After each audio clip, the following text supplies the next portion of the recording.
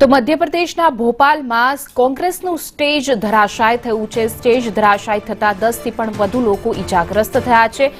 રંગમહલ વિસ્તારમાં કોંગ્રેસનું સ્ટેજ ધરાશાય થયું।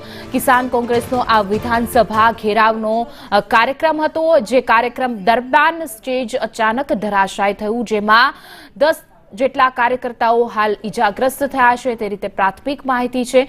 ભોપાલમાં એક કોંગ્રેસનો કાર્યક્રમ, જે વિધાનસભા ઘેરવાનો કાર્યક્રમ હતો, તેને લઈ અનેક કોંગ્રેસના કાર્યકર્તાઓ એકત્ર થયા હતા, પરંતુ અચાનક જે કાર્યક્રમમાં સ્ટેજ બનાવવામાં આવ્યું હતું, તે સ્ટેજ ધડાકાભેર ઢસી પડે છે, અને જેને લઈને 10 લોકો છે તે ઈજાગ્રસ્ત થયા છે। 10 કોંગ્રેસ કાર્યકર્તાઓ ઈજાગ્રસ્ત થયા છે, જોકે તેઓને પ્રાથમિક સારવાર આપવામાં આવી છે।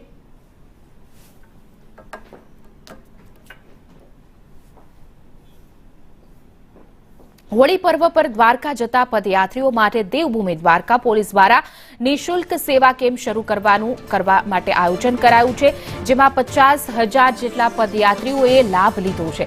આ કેમ્પમાં રહેવા, જમવા સહિત આરોગ્યને લગતી સેવા ઉપલબ્ધ કરવામાં આવી છે, અને 7,000 લોકોએ આંખનું તો ચેકઅપ પણ કરાવ્યું, જેમાં 700 વ્યક્તિઓને વિનામૂલ્યે ચશ્મા પણ વિતરણ કરવામાં આવ્યા છે। રાત્રિના સમયે ચાલતા પદયાત્રીઓની સુરક્ષા માટે 25,000 રેડિયમ પટ્ટીનું પણ વિતરણ કરવામાં આવ્યું છે। દર વર્ષે આ નિઃશુલ્ક સેવા કેમ્પનું આયોજન છે તે કરવામાં આવતું હોય છે, જેમાં 4 દિવસમાં 7,000 લોકોનું આંખ ચેકઅપ થયું, જેમાં 700 પદયાત્રીઓને તો વિનામૂલ્યે ચશ્માનું પણ વિતરણ કરવામાં આવી રહ્યું છે। જે રીતે હોળીનો ફૂલડોલ ઉત્સવ દ્વારકામાં યોજાવાનો છે, તેને લઈને પદયાત્રીઓ મોટી સંખ્યામાં દ્વારકા પહોંચી રહ્યા છે।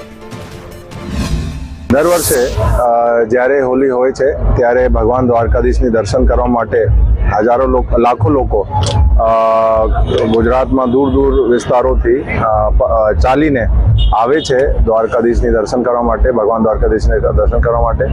અને એની પ્રેરણાથી પોલીસ જે છે દર વર્ષે કેમ્પનું આયોજન કરે છે પદયાત્રીઓની સેવા માટે।